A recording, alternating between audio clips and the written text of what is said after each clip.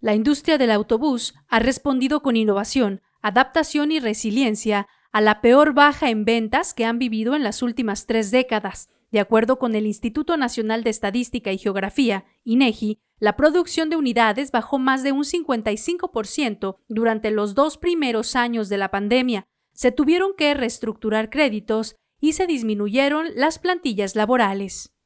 Renovación de la flota o el mercado interno, como quieras verlo, se ha caído hasta 90%. Y esto va reflejado directamente proporcional con la reducción de aforo. Entonces, así como los transportistas se preocupan, alertan a la autoridad sobre la reducción del aforo, que fue 50, 60, 70, 80% en algunos casos, o en foráneos hasta 90% de la reducción de aforo.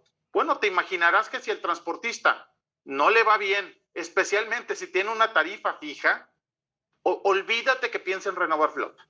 Entonces, esa misma reducción, inclusive yo te diría hasta más severo, se ve reflejado directamente en lo que sería la renovación de la flota, es decir, en el mercado interno.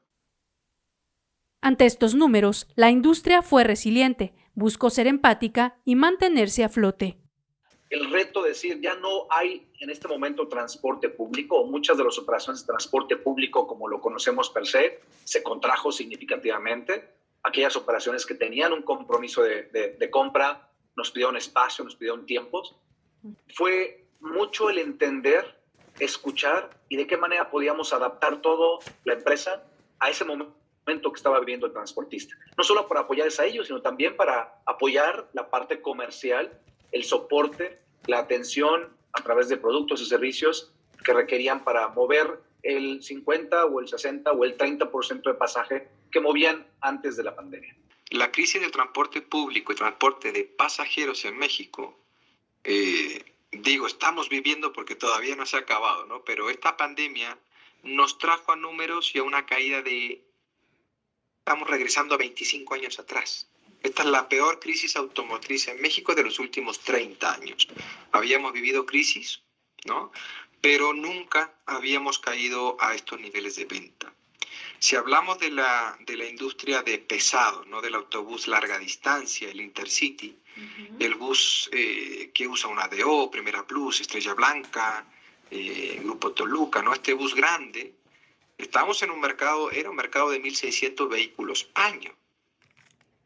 Y hoy no estamos llegando a los 600. El año pasado fueron 580, creo. Y este año no vemos, al menos con quienes participamos en la industria y lo que hemos venido viendo con los clientes, si bien hemos venido subiendo de poquito en poquito, no vemos que sea un negocio nuevamente de más de 600 vehículos este año. De acuerdo con la Asociación Mexicana de Transporte y Movilidad, la ANPACT y el WRI, esta crisis podría superarse en 3 o 4 años, siempre y cuando se cuente con apoyos del gobierno federal y de los estados para el transporte público, quienes a su vez son los consumidores de la industria. Es decir, la renovación de flota es la salida de la crisis de la industria. Inclusive, nosotros cuando hablamos de incentivar la renovación de la flota, no es para un subsidio para las marcas de la industria automotriz, es para el transportista. Yo creo que en estos momentos donde debería de colocarse incentivos es a la persona ruta, que se le llamaría en pasaje, porque sí es ahí donde necesitas tener una eficiencia más en tus rutas para así hacer más eficiente todo el sistema de transporte público de la ciudad o el poblado. No te diría que es un incentivo para la industria automotriz. ¿Por qué es importante incentivar e invertir, te diría yo, en el transporte público de pasajeros?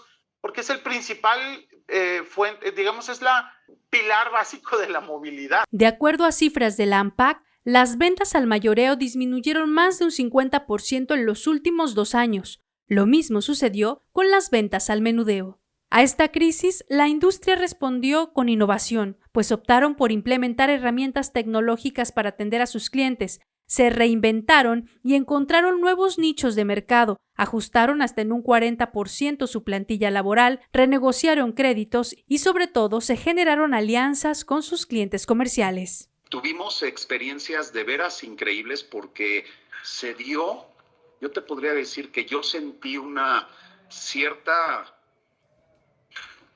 no hermandad, pero nos ayudamos entre todos. O sea, yo creo que todos nos vimos en una situación muy, muy difícil, golpeadísimos, y entonces pues teníamos que ayudarnos. Y en ese momento veíamos cada quien por su empresa, pero también veíamos por la empresa de nuestro socio comercial, tanto nosotros con nuestro cliente, que es la industria del autotransporte, como nosotros con nuestros proveedores. Fue justo esta alianza, aunado a la posventa, el crecimiento del segmento de transporte de personal y los estados que recibieron apoyo económico de sus gobiernos para la renovación de flota de transporte urbano, lo que dio un respiro a la industria. Ha comenzado a recuperarse la demanda del servicio de transporte de pasajero en las ciudades de México, y con ello se espera poco a poco la recuperación de la industria, por lo que, como lo comentó al inicio de este reportaje Miguel Elizalde, presidente de ANPAC, la apuesta por la renovación de unidades es urgente, pues es el transporte de pasajeros un pilar de la economía de las ciudades y la columna vertebral de la movilidad, ya que el 96% de viajes entre entidades federativas, es decir, entre estado y estado, se hace en autobús. El 41% de los trabajadores en el país se mueve en transporte público. 27% de los estudiantes llegan a los centros de estudios en transporte público y 45% de las mujeres realizan viajes al trabajo y de cuidado en autobús.